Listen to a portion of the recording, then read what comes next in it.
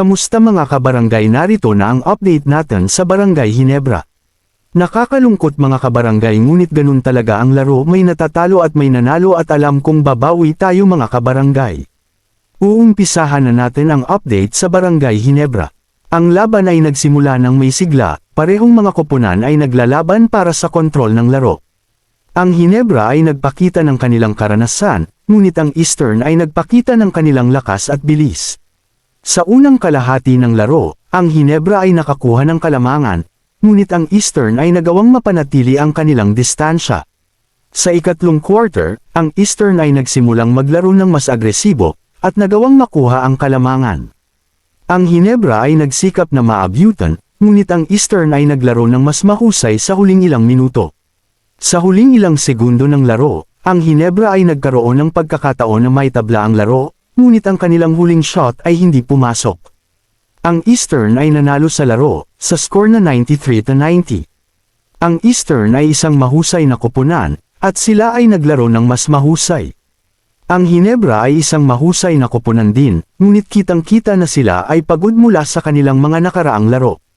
Sa laro ng ating Ginebra mga kabarangay ay kitang-kita na pagod sila sa kanilang parang finals na schedule na tatlong sunod. Marami ang nasakatin sa Ginebra, isa na rito si Stephen Hall. Subalit pasalamat tayo na hindi naging ganun kalala ang kanyang injury at tuluyan siyang nakabalik sa laro at nakatulong pa rin upang makahabol tayo sa laro.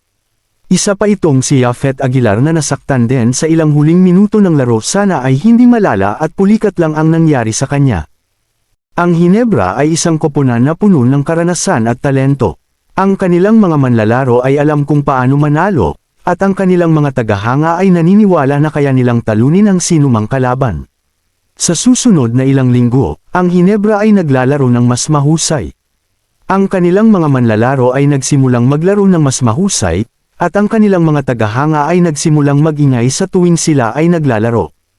Ang kanilang standing ngayon ay 2-1, at ang kanilang mga tagahanga ay naniniwala na babawi sila sa susunod nilang laro. Sa isang labanang puno ng tensyon at pagod, nagawang makatakas ng Eastern ang matinding hamon ng Ginebra, nag-uwi ng panalo sa isang nakakapagod na laban. Ang pagod na Ginebra, tila hindi na nakahabol sa bilis at sigla ng Eastern, ay nagpakita ng pagkabigo sa laro, lalo na sa kanilang import na si Justin Brownlee.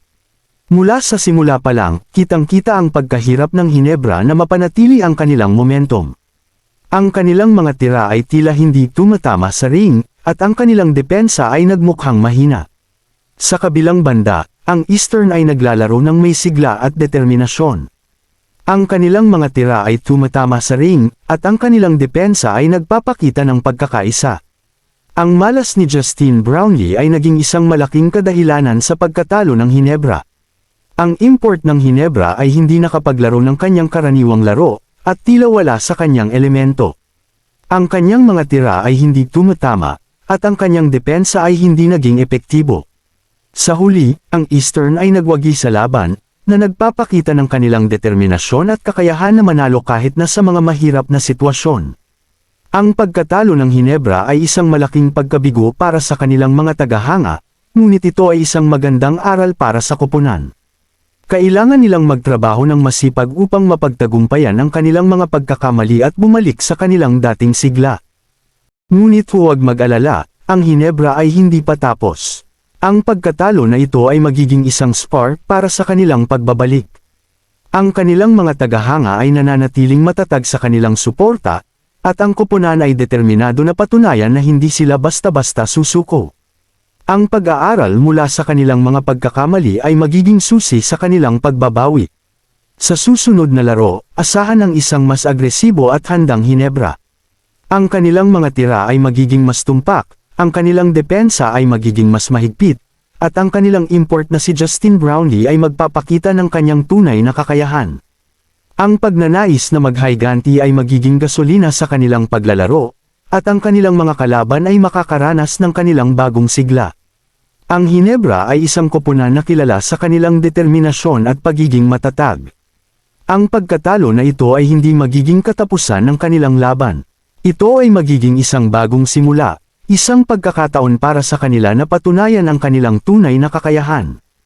Ang susunod na laro ay magiging isang labanang puno ng tensyon, At ang Hinebra ay handang ipakita sa lahat na hindi sila basta-basta susuko.